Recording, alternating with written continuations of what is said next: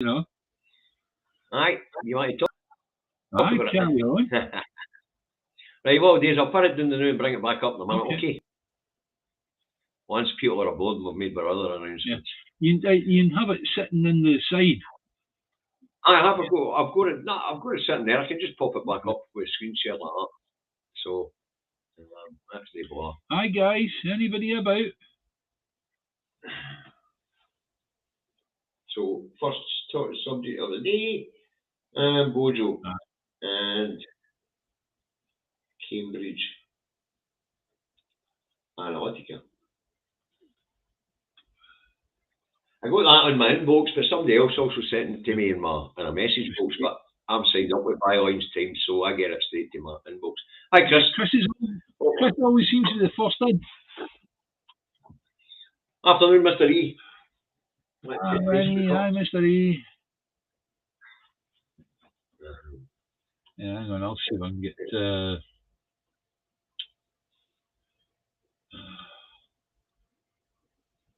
Right, that's Facebook. Yeah, I'll put Facebook.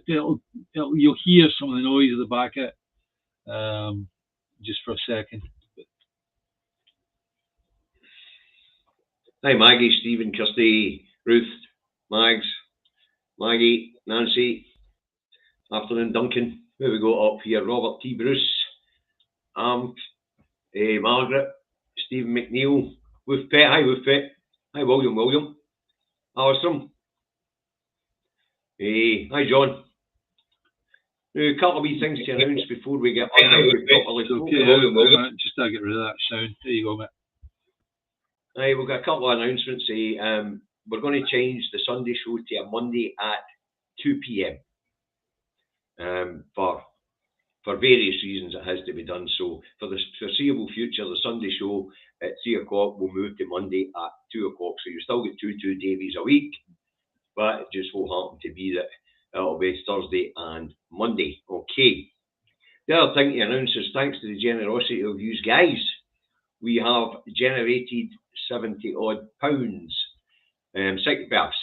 Just short of £70, £69 and 27 pence.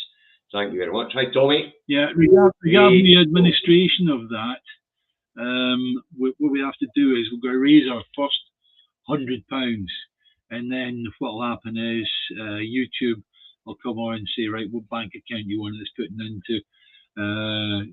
Initially what I'll do is I'll put in my bank account, and then I'll open up a joint bank account with David and myself, because we're both channel owners, and that allows then to disperse the funds that we want. All right, sorry, that we want to. I've also we've got Indie 2 Cafe, right? There's also a food bank here in Clydebank that would like sort of proportion to go to. All right, because we've got a load of bad cases in Clydebank. Really. Well, David, so we'll get it around, you know. A wee boost too.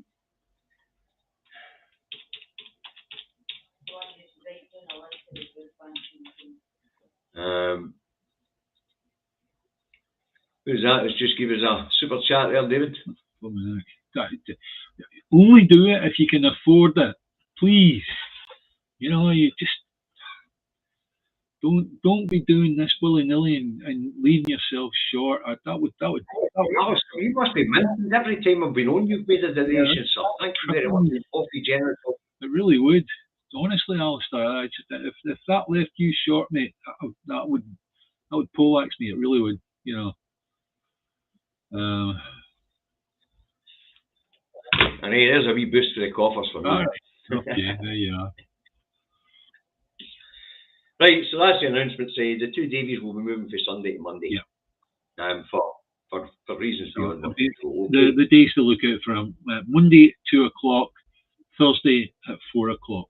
Right. So I don't. Right, Brighton story of the day. Yeah. Brighton story of the day, kids. This is a belter. Yeah. Just an absolute belter. Right. Minutes of Boris Johnson's meeting with Cambridge Analytica would directly undermine trust between the UK and the US. Wow. Now, this comes about as Byline Times put in a freedom for information to get the minutes of that meeting Johnson had with Cambridge Analytica, and they were knocked back. And the reason they were knocked back was that the Freedom of Information Office told them that the minutes of that meeting would directly damage UK-US relations. Now, they then went to the Commissioner to try and get the decision overturned. Yeah. And the Information Commissioner's Office also said, no, that stuff's going to be locked away because it would permanently damage UK-US relations. So the story is that on the 8th of December 2016, while serving as Foreign Secretary, Johnson held a meeting with Cambridge Analytica CEO Alexander Nix. According to government records, a meeting was held to discuss the US political situation. A day earlier, Sir Alan Duncan, who was at the time was serving as Minister of State for Europe and the Americas, also met with Nix, the CEO of Cambridge Analytica, to discuss the US election results and build senior contacts within the transition team moving from Biden to Trump. No Biden to Trump, to Obama to Trump. Anyway, in 2016's US presidential elections had concluded a month earlier, seeing the shock election of Republican populist Donald Trump, whose campaign had been supported by Cambridge Analytica. The firm targeted voters online based on techniques that it had learned from 50 million Facebook profiles, using the data harvested from these individuals without their consent. The next one is explosive. Do it, Dave. Nix and other executives from Cambridge Analytica were later captured by undercover reporters boasting about deploying underhand techniques, including the use of sex workers to influence elections worldwide. So basically, we get prostitutes to get along and huddle up to the prospective people to be elected and sullying their names. Now, Byline Times reported in May last year that the Foreign Office has rejected a Freedom of Information request from the newspaper asking for all minutes and correspondence relating to these two meetings.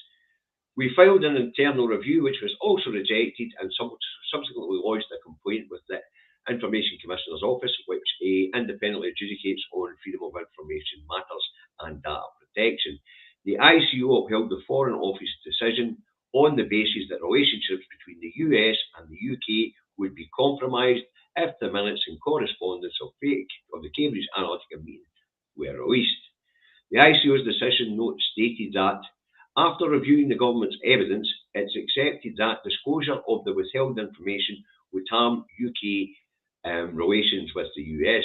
The Commissioner has reached this conclusion because he accepts that disclosure of withheld information would directly undermine the trust and confidence between the UK and the US. The Information Commissioner's Office said disclosure of the particular information would be likely to require a diplomatic response that would otherwise not be necessary. I hope the Americans are reading this. It added that the diplomatic ramifications would be so severe it would also be more difficult for the UK to protect and promote its interests with the US on a range of bilateral issues.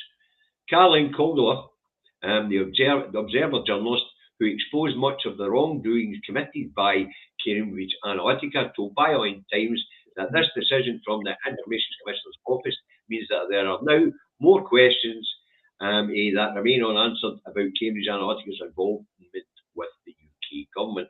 She added that Cambridge Analytica was a commercial company. It was doing commercial work, most recently for a political candidate in the US.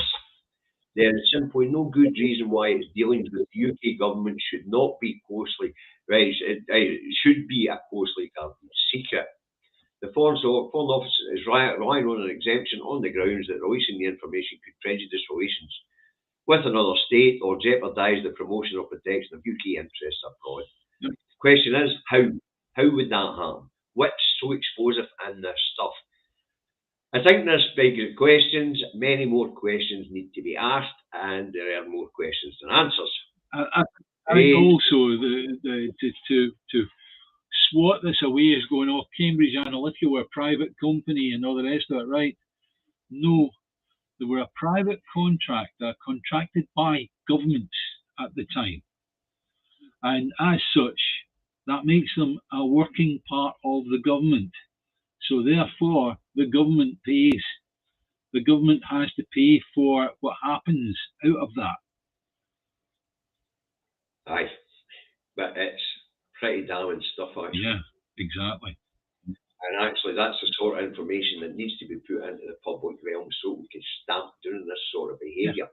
Yeah.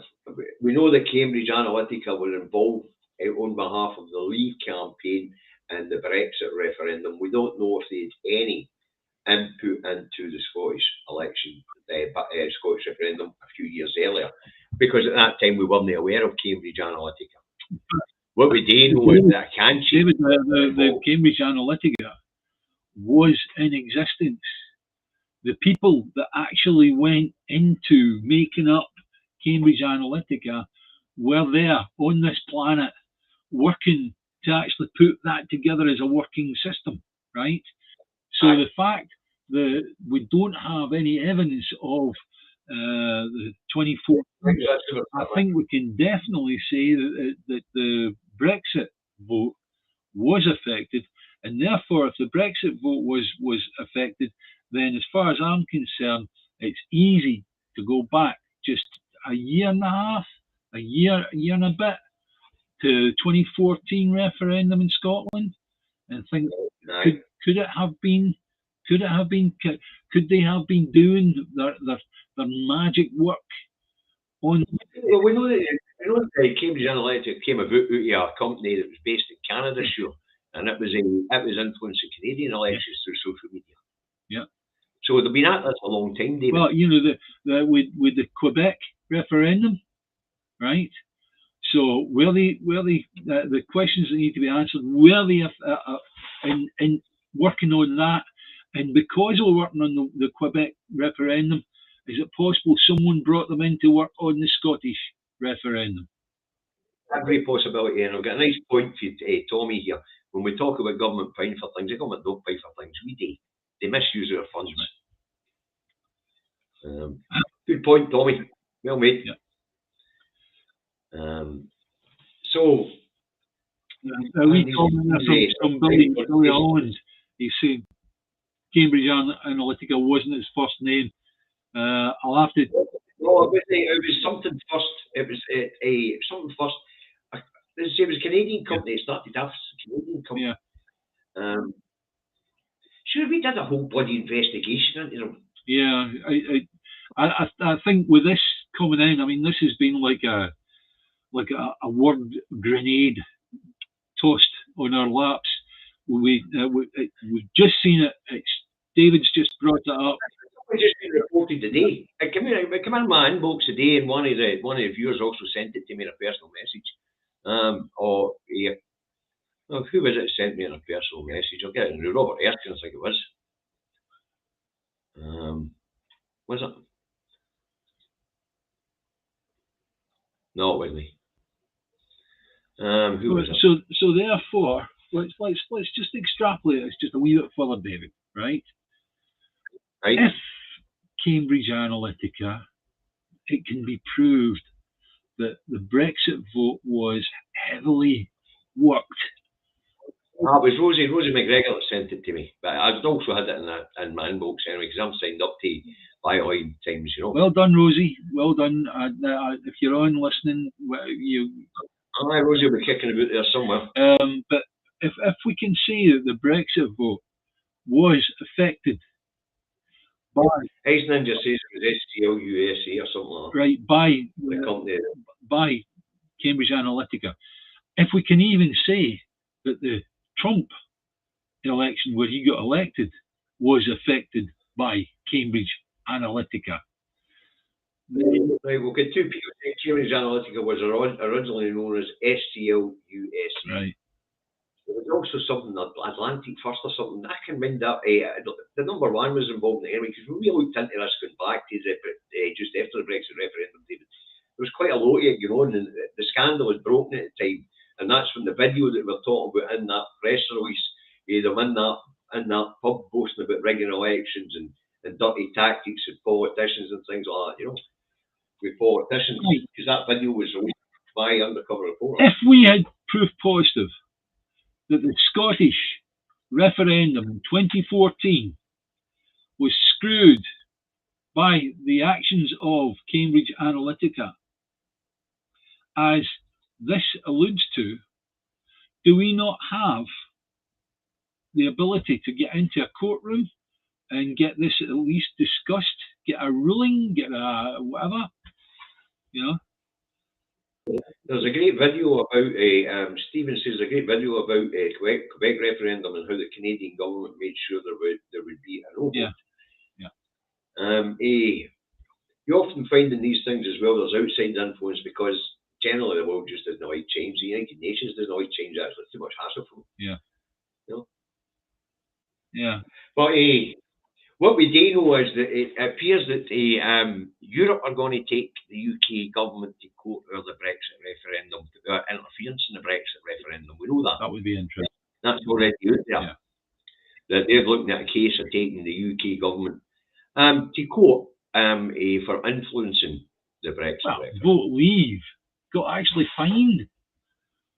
Aye, but they're talking about UK government direct intervention to make sure that it was a leave vote as well. Right. As they did, as their intervention was in the 2014 Scottish referendum. Well, we know that they put a canty on building that that grassroots, that AstroTurf grassroots move,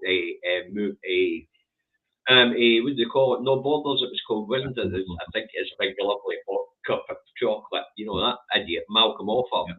Well, we know that the UK government commissioned a canty to put that grassroots thing together to love bomb the Scots in the last couple of days before the referendum. And that was Malcolm Offord, Lord Malcolm Offord, as he is now. He was tasked with that job in 2012. We know all that. Yeah.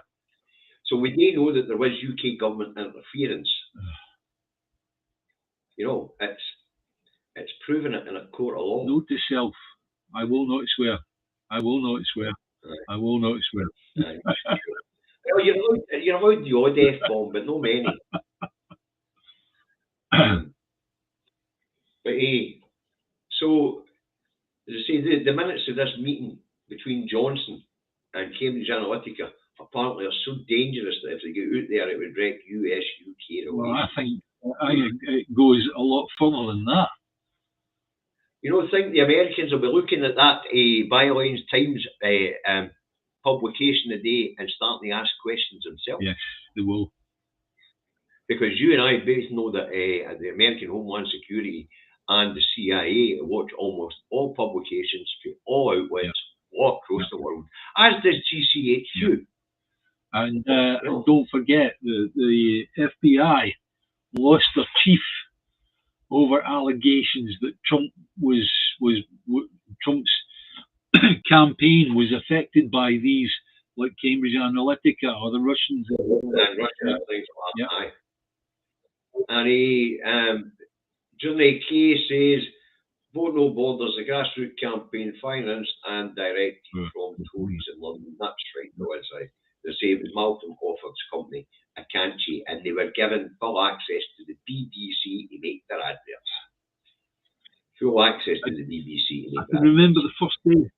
They're money folk against it. Yeah, I can remember. And that's why I say don't buy your TV license. I can remember. And that's why we say shut the BBC up Pacific. Yep. I can remember the first day that this Akanchi, the Vote No Borders, or all that sort of thing, right?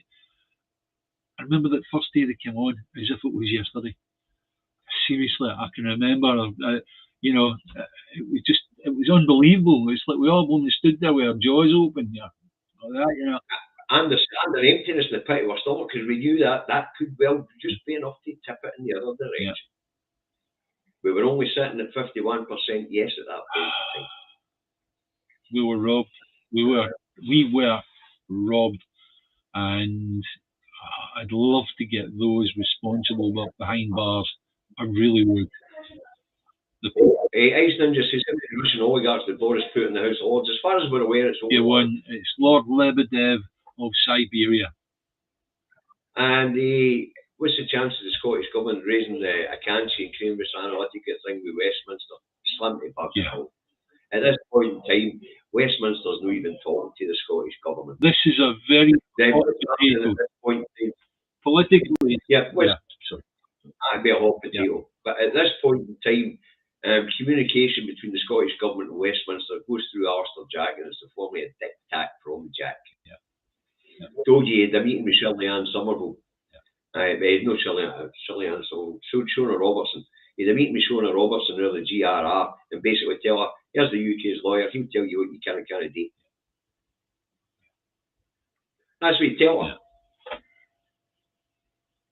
He says, there's the Advocate Attorney General, whatever the hell they call him up here, their top lawyer here in Scotland.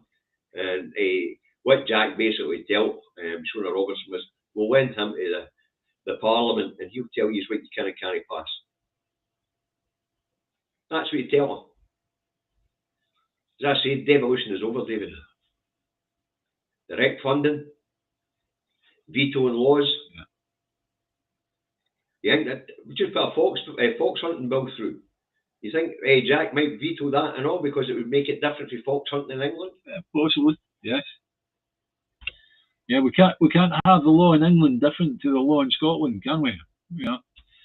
I think that all we can do is work towards the next level, because at the moment what we're doing is reporting on why it's broken down, how it's broken down, and what we need to be doing is getting on to the point of, right, okay, here's the action we are going to take.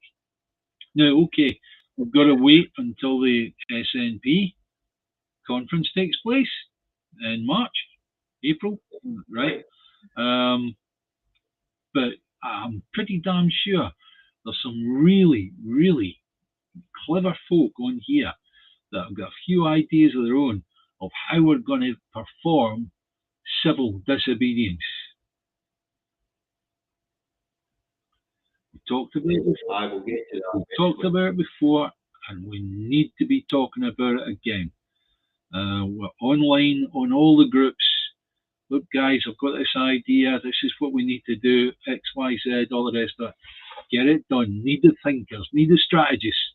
We need the people out there that have got it in their noodle of getting the thing going. We need civil disobedience, big style. We need to show these people without souls that the game's up. The game's over. Hey, actually, welcome aboard. We've got an interesting one. The next subject we're going to talk about anyway, David, so let's put off the MLM and the 200 missing kids. Well, as far as we know, it's only two. Yeah, 200 missing kids. It was 79, right, last week. 146. And now we've got a couple hundred, right? Okay. But you've got to look at the practical side of this, right? The Home Office don't have tags on them all, right? The electronic tags on the wall to be able to say, oh, they've moved out, so they cannot pinpoint them. And a lot of them are like teenage kids. You can't keep a teenage kid in a hotel room. They're going to go out. They're going to go outside the building, right? And I can assure you, they watch TV same as you lot do, right? And they'll have been watching where Suella Braverman was going, oh, I pray for the day that the plane to Rwanda flies off from Heathrow, full of refugees or whatever they call them, whatever they call them this week, and they'll have been shocked at that. And it would only just take for somebody to go, we've got a better idea. Why don't you come and go with us? And they're being put down as being missing, trafficked. Some may have been trafficked. I agree. It might be a horrible situation, but a lot of them, it won't. They'll just have run away from what it is. and I discussed this earlier. If I was a 17-year-old asylum seeker that made it across that water and was put into one of these hotels, and I'm watching the television where they're talking about sending me to Rwanda, I would have packed my bags and effed off into the ether as well. Went underground and hoped to find a job in the black market to give me subsistence. And this is that you would imagine that the mainstream media broadcaster would be making this point, but they're not. And it's such an obvious, logical point to make. I'm not massively intelligent. It's just that the fact is, I'm saying stuff that they won't. That's all. You know. With this information coming to light, Paul's got a good point, David. How is Braverman still in position? I mean, they've got a duty of care to these 200 children or young people, right? They've got a duty of care to them. ERG. Whether their asylum application has been accepted or not, while they're here, the government has a duty of care for these people. It's like the story of the couple in Court Bridge who ended up on a landing and then in a cop shop for 24 hours until Mears in the Home Office found them a hotel room 235 miles away in York. The whole family had been up freezing for 24 hours by the time they got to York. Yes. Now they're back in Glasgow being homed by a charity because he's got umpteen degrees and he's here to study. He's the sort of guy that we want in our society, working in our society. But the minute you put in an asylum claim, whatever work you've got has got to stop. Asylum seekers are not allowed to. That's right. That's right. They're given, is it 40-something pounds a week? £40 a week to feed them and their families. They do get the accommodation paid for. They do get the electricity bill covered. But £40 a week is what they get to feed and clothe themselves and their families. Yeah, again, I cannot figure out the logic. If the British government allowed them to work, what would be the harm there? Is it just that the British government? Is it just the British government are trying to keep all the racists happy? They can't give them national insurance numbers. They can't be giving them, David. The logic behind it is they can't give them national insurance numbers or documentation or anything like that to allow them to work until they have been granted asylum. India still gets £300 million a year from the British coffers. Our coffers. There's no British coffers. Yeah, well, yeah, the UK. Taxpayers' money, let's call it that. Right, if this amount of children were missing from a children's home, there would be an outcry and police would be hunting for them, says Margaret Rand. And it's more nuanced than that, I think, you know. This one here, in the custody of the Home Office, still mean a bit more than, did we just lose another one? Must be Friday. I get where you're coming from, because that is the attitude we're getting. Coming for the Home Office. Yeah, but when you start looking at the practical side of it, right, the Home Office, I assure you, we've got lots to go after them on, definitely, right? But on this one, I'm looking at it, I'm going, wait a minute, these kids are being frightened away by the language of Suella Braverman. Get them to blooming Rwanda, right? And that's it. The kids will be running away. They'll just be grabbing their bags and going. And if they've got an offer to go somewhere, we'll get you up to the Hebrides in Scotland or whatever, and you can just disappear. We'll change your name and whatever. I don't know. We weren't going to get to that, Eddie, but let's move on to it. No penalties for innocent tax errors, HMRC boss says. So what he was basically saying in the statement was, Sawawi didn't make any mistakes. He knew he was illegally avoiding paying his tax. And that's why there was a penalty for it. Well, I'll announce to the world, I'm not paying my corporation tax until Zahawi's behind bars. Who's with it? Well, David, what did I say the other day? Pay your taxes except for corporation tax if you're a small businessman. If Amazon doesn't pay corporation tax, why the hell does a small businessman? Ridiculous. It really, really is, honestly. And I'll tell you what, I'll make an announcement to HMRC. Please take me to court. I'll be a noisy person in court, I can assure you. And I will be talking about everybody that you've let away. Right? So, Junie Kay says it's innocent if it's over £1 million.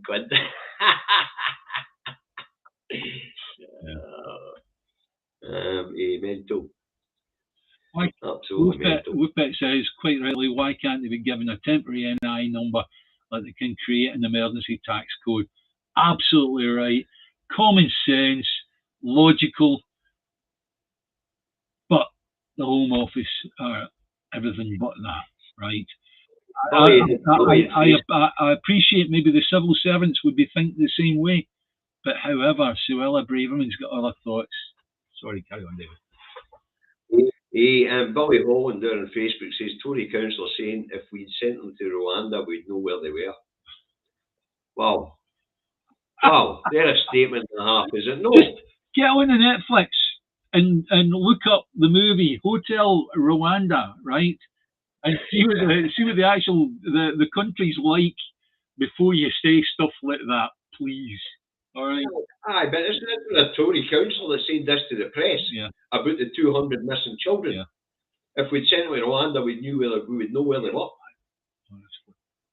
I mean, that it's just a horrifying statement. But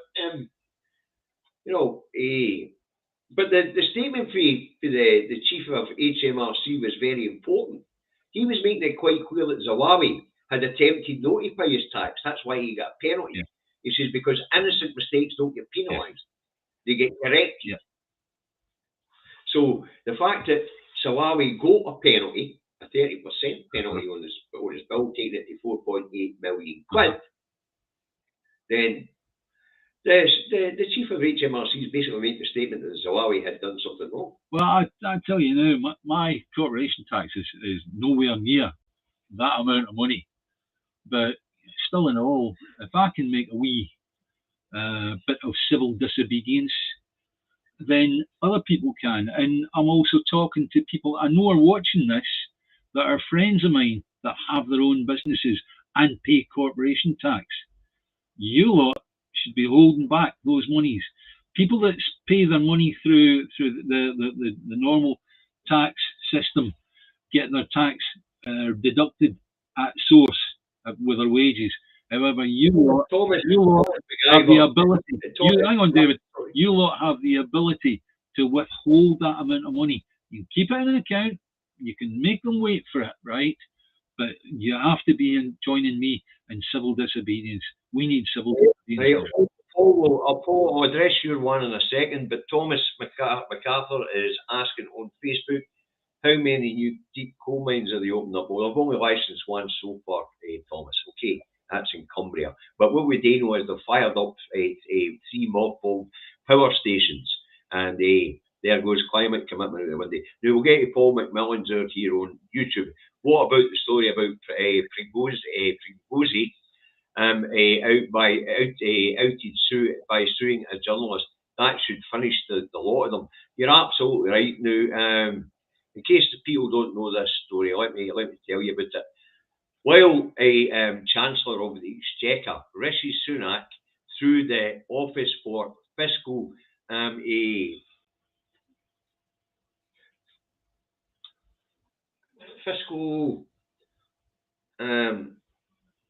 what's the word I'm looking for? Sanctions, fiscal sanctions implementations. Yeah. While Rishi Sunak was in the Treasury as the Chancellor, he allowed the Office for Fiscal Sanctions Implementations to issue a license to allow discreet law in London to work with a law company in Russia on behalf of the head of the Wagner organisation, which is a private army and are deemed to be an international criminal outfit who have killed people all over the world on behalf of Putin and his regime. Right? They're also a private army operating in Ukraine against the Ukrainians on behalf of the Russians. They're a bunch of bloody mercenaries, right? Anyway, Bellingcat, the website, had been outing what the Wagner group had been up to and how many people's lives they'd destroyed and many people they'd killed and things like that. So the Home Office, the Treasury issued a license to bypass sanctions so that the head of the Wagner group could sue the owner of Bellingcat, who's a guy called Mr. Higgins who lives in the UK. So rather than target the website with a lawsuit, they targeted the owner of the website here in the UK and was granted a license by Rishi Sunak's Treasury to sue Bellingcat. Now that should finish them all. Because basically they're issuing licenses to get around their own sanctions. No, I mentioned this the other day in one of my vlogs, David. The UK hasn't sanctioned the Russians at all. You and I, we spoke about this. They gave the oligarchs three weeks to move their hard cash and re-register their properties and offshore tax havens. So they gave them 3 weeks notice before the sanctions come in. Yeah. There's supposed to be sanctions on Russian oil being sold onto the international market. So what they're doing, they're taking the oil in tankers to the east coast of England, where it's been pumped through Russian tankers into UK tankers and then into the world market. So basically, the UK government or the UK companies are buying it cheap off of Russians and selling it at full price into the international market. In other words, there's a racket going on. In other words, they're taking the fish with the people that live in the islands of Great Britain. Simple as that. Yeah? Aye. You know, that's all there is to it. And that's the reason why the civil disobedience is important, because we've got to be giving these guys the message, the very clear message, that the game's up, that you have to stop. And if you don't stop, it's going to get worse. Too many cases, stuff like Pringozi, is why they were slow to set any sanctions to name individuals. They had to find someone who didn't have any of their names in their emails. Very good. Yeah, very good. Yeah. Chris is late to the party. Getting a notice there, Chris. Yeah. Aye, that's a cracker. That's a cracker. Well done. But no, the sort of sleaze that goes on down that road is frightening. And I say, between the Pringozi story and the Wagner, between the Wagner group story and this one for Boris Johnson, Cambridge Analytica, being a threat to UK-US relations. In fact, it's not just a threat to UK-US relations that the information is going to be wrapped up in marked secret and put out the road for a while is unbelievable. Surely every Aki's are right, mate. Every agency and every child's agency in the world should be openly condemning the whole Home Office human policies of Suella Braverman and the Tory Party. Yep. But the problem is, because you live in Scotland, and you are sitting behind a brick wall with the big letters MSM on it, you're not going to get information about that unless you have a friend in a foreign country where they've got directly access to their child support or whatever agencies, right? And Paul's saying the reason why they were so late in sanctions and why they're issuing licenses to get rid of sanctions and things like that is they want to continue to rinse dirty money through London, which is why the listed names on the sanctions didn't actually have the Tories and their pals. Yeah. So, I mean, some of the work on down that road is murder. Sarah, can you give me a cup of coffee, love? Back in the days of the 1920s, when you had New York, Al Capone, and the gangs, and it was the thing about alcohol, right? Everybody knew what was going on. Everybody was aware of what was happening and who the actual people were that were doing it, right? What I must research to find out what it is that set up Elliot Ness and the FBI and all the rest of it to be able to take these people eventually. Yeah? Our politicians are behaving like criminals, like Al Capone was, all the rest of it. On the face of it, they look very, very respectable, right? Because Al Capone was the mayor of New York at one point, right? So therefore, we've got people that look respectable and carrying out criminal actions. Stephen Kelly here on Facebook says, just seen a police service Northern Ireland release 6% cuts, 309 fewer police in Northern Ireland. By March, it will be the lowest ever amount. You don't need totally, but it appears that the police service Northern Ireland are cutting officer numbers.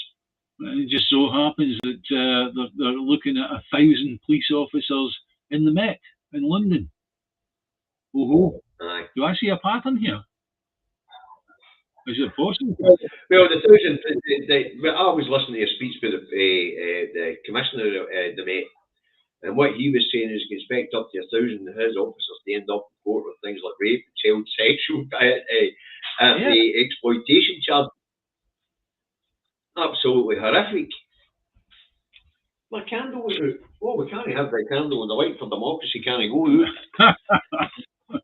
Oh, well, there. Please, Madam Director, if you don't mind, put the studio lights on. Thank you. Dining room lights, you mean? Studio lights. Dining room.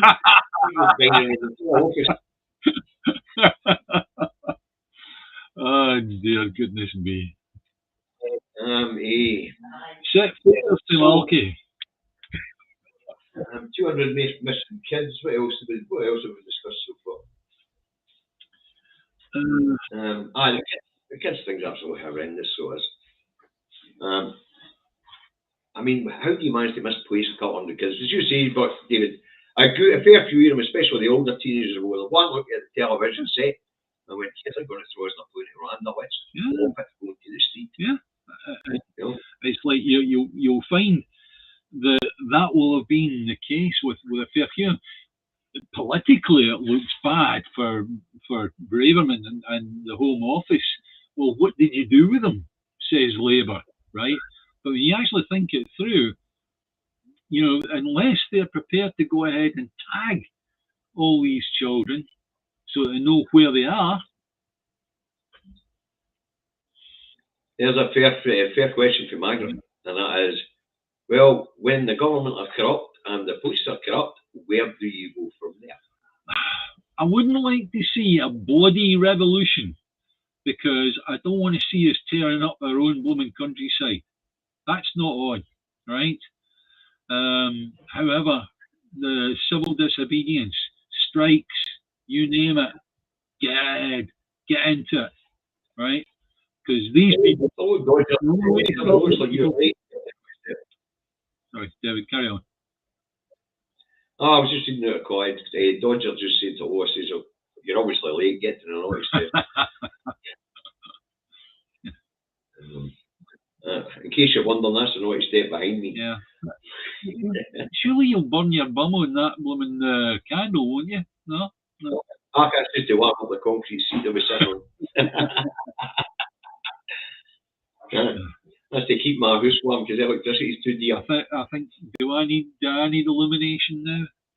Alexa, desk lamp on.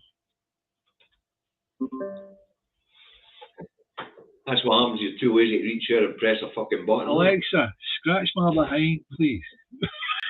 I'm not quite sure what. All right, okay, fair enough. We know you don't have arms. Yeah. Yeah.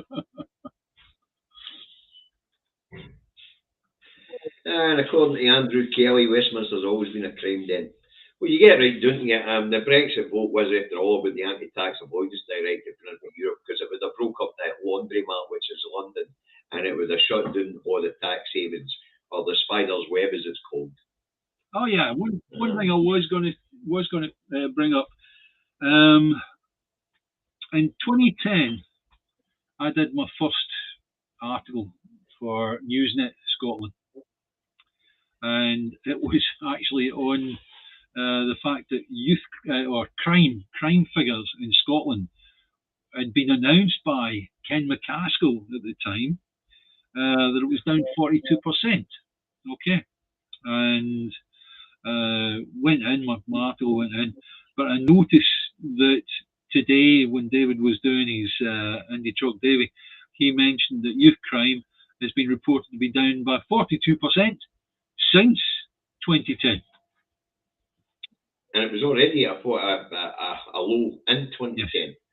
So this council counsellor, by the way, she's not an elected counsellor, she's a bereavement stroke alcohol stroke mental health counsellor in Kirkcaldy, who says that youth violence and bullying is going out of hand.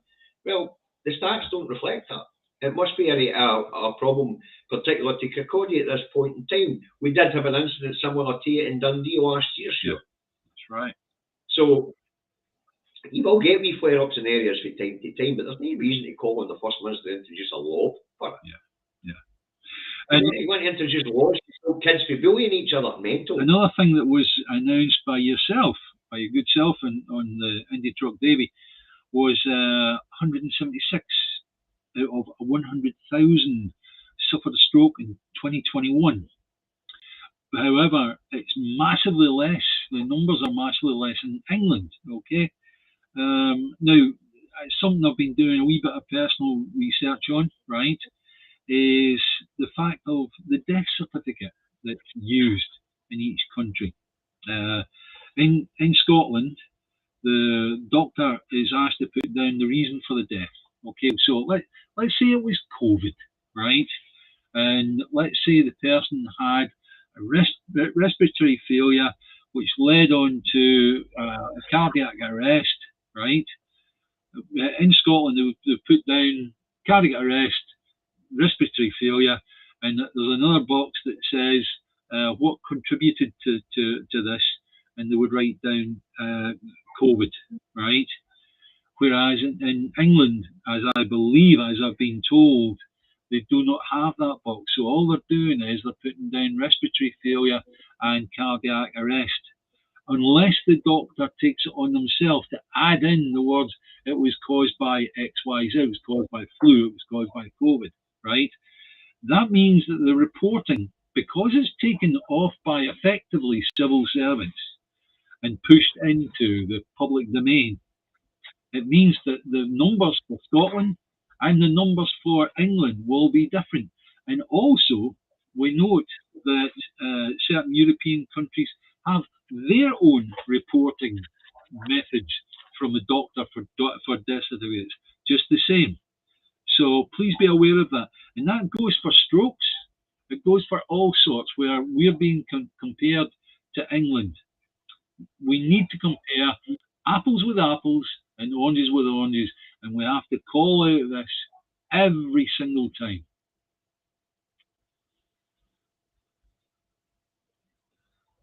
Dodgers nursed a man who passed through COVID. Yeah. They say it was horrible.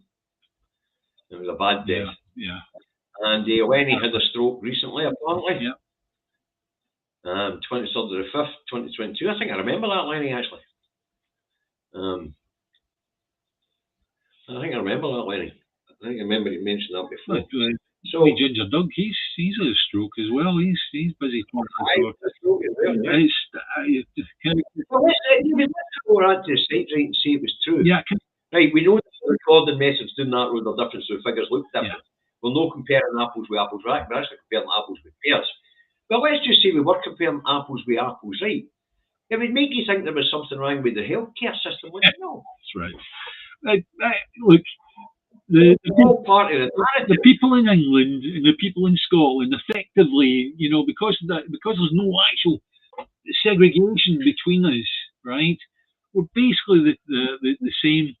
And if they've got, say, if we've got 1,000 people suffering with something, then because we are 10% of that, well, there'll be 10,000 people in England suffering with that, right? And that's the way it goes. And well, actually, they're 11% bigger than us, boy. 55 million acres with 5 million years. Look, can I also just say something? This is a public service bit, right? See, once you get to that certain age, and you're a bloke, or I'm going to say it's male or female, doesn't matter, right? Start taking an aspirin once a day, the soluble type, right? Make sure the doctor puts you on a statin. A statin basically is polyfiller for your arteries. It stops the plaques that attach to your arteries breaking off and getting round to the heart and causing a wee fatal incident, right? So start taking a statin, right? If you've got high blood pressure, make sure the doctor puts you on candesartan or something to lower your your blood pressure, because what happens then is you can end up getting dementia through having high blood pressure all the time. Effectively, it breaks down all the blood vessels in the brain and starts to make you go a bit doolally, like I am, right? So, so please, it's aspirin, statin, and not a beta blocker, but something to get your blood pressure down. All right. Right, Martin says that he had a stroke in 2021 at 32 years of age, and the NHS were fabulous. They are fabulous, and Martin, that's a very odd age to have a stroke, and I have a family member who had a stroke at a similar age, and it tends to be a problem with the large blood vessels up here, yeah, the jugular even, that sort of thing, and it tends to be it's just you were born that way, right? And I hope you're okay. And Chris is off his meds. He says, do you think in future there might be an earthquake that split Scotland and England apart? Oh, I wish. Hang on. What's that? What's that? What's happening? No, Chris is off his meds. Keane's just come back. David, Keane, and it looks like Dylan have just got back in for work, and they apparently they're late. So get to the bloody notice then. There was a few the other day, isn't there? Aye, there's a few. But we don't mind, and we're blessed that you join us. With the notice, a bit of a laugh, but we know fine well you can't all be here on the time. So it's under. But we're talking about the reporting on things like stroke and drugs and things like that. And Scotland compared to the rest of the UK, although it's a reporting the way that we report things up here, we're much more specific. Yeah. You know, so when it gets to contributing factors, as you just spoke about on the doctor's form here in Scotland, if let's say they'd overdosed on a prescription med, it still goes down as a drugs test. Yeah. You know? So when they talk about in Scotland, one other thing to report, with the wee bit of a report a few months back about there being a lack of drugs, and I actually reported myself. I said, look, they put me on. I get an injection once a week. I do it myself. It's my tummy, right? Because I'm diabetic, right? And I went from 1 milligram injection down to 0.5 milligram injection because they didn't have physically the 1 milligram injections, right? Tommy, I'd read your comment out, but we might end up in jail for it. just the other day. Tommy says his last stroke cost him 50 quid. That's enough of that, Tommy. Not his step. Right. But the NHS just this week have been on to me and said your injection is now freely available. So, and we're getting you straight back onto 1 milligram. So, it may have been the fact of me dropping down from 1 milligram down to 0.5 milligram of this injection over the Christmas period. That may have been why I ended up with pneumonia. I don't know, but it's possible because I'm a diabetic. If I go daft with the diabetes, it makes my immune system weaker. Okay, so some real dark humour on the Facebook today. Hey, Lenny, that's enough of that. You'll get his band. Yes. And everyone says, I'm sure we have some ex-pit firemen out there who'd be happy to attempt that split, Chris. Listen, I'd be quite happy to put in a few charges myself if I thought it would help. I'm quite happy to blast right across the border and see if we can put a big water course across it. Yeah. Mental. So, we've covered quite a few subjects again today, David. We've been Bojo and Cambridge Analytica. Yeah. Will be covered Nazir Zawawi again. Well, it's noticed that Zelensky said today, when he was asked about Bojo, would you like Bojo back again? And he said, Ambassador Johnson, no problem. We'd be welcomed here, to Ukraine, Oh dear. We covered Ukraine. So, and Zawawi. So that's the subjects we'll basically cover today, because we're coming to the end of the show today. We're on 55 minutes. Yeah. Thanks for the super chat, folks. Say it all goes into the pot, to go to help those who really need the help this year. And there's going to be an awful lot of them. Because we've taken on this additional thing of taking donations from you, running it through the Davies channel and getting it out to whatever. It's like the commitment that David and I will both give you, because it's really, really, I figure it's really important. You won't have to ask. We'll tell you what we're doing. We'll tell you how much is there, and we'll make sure that we do it regularly. All right. So there you are, guys. Right. Now, mind folks, if you're on YouTube, hit the like button. It really helps the channel, and subscribe if you're not already a subscriber. And Dodger's going to watch the rerun once he gets off a naughty step. You'll have an overheated bum with that.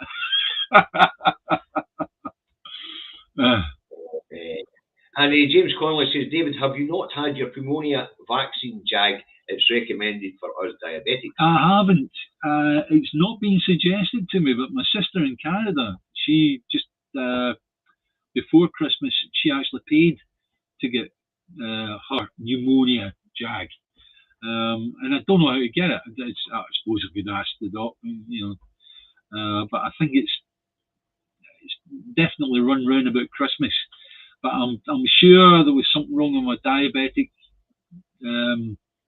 figures that maybe made me more susceptible to pneumonia. I don't know. I'm not a doctor. I'm a great engineer, but I'm a crap doctor. It goes, Donnie, enough of that fiddle so you can play your own fiddle.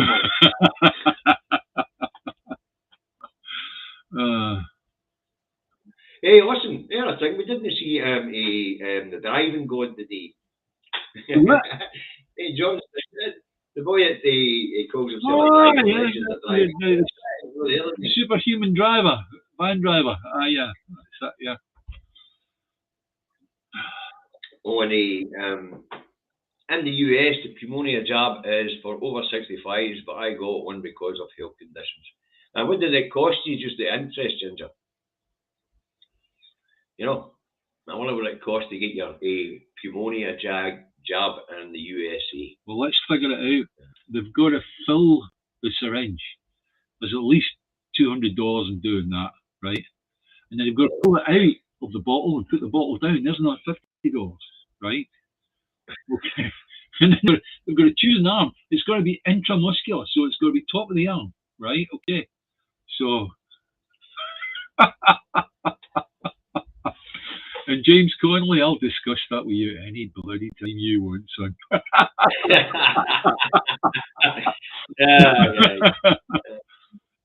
Wow. $2,000 probably. I don't know if that was Ginger coming back here. Chris, get a grip.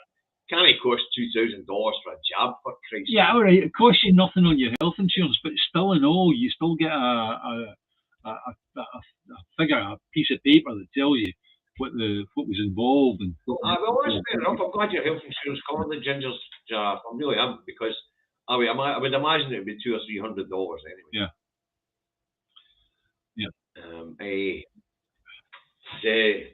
I imagine that somebody was asking about John Burgess, the bus driver, and John Wardrobe's just said that the bus driver's now rain. Oh, we're told that. We haven't had any trolls a day. It's been quite good. Okay, it's a shame. It really is. Aye. About $200. Yeah. Yeah. that this is something, yeah, again, we've got to be careful of, guys. That civil disobedience. What was I saying the other week there about the NHS? It's going to happen. We know it's going to happen. And I'll tell you what, the unions, the lady from the RCN union, she's been on TV several times now saying that the NHS is going to get privatised. Yes, it's going to get sold off. Hey, John the bus driver's new called John Wayne.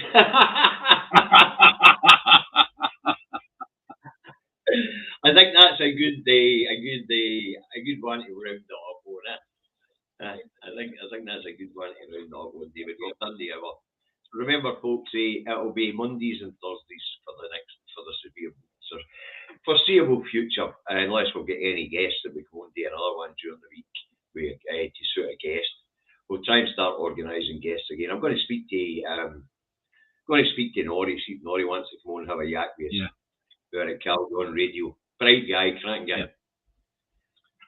And healthcare is already private in England, you're right. I hear they were talking about charging to see GPs again today. Yeah.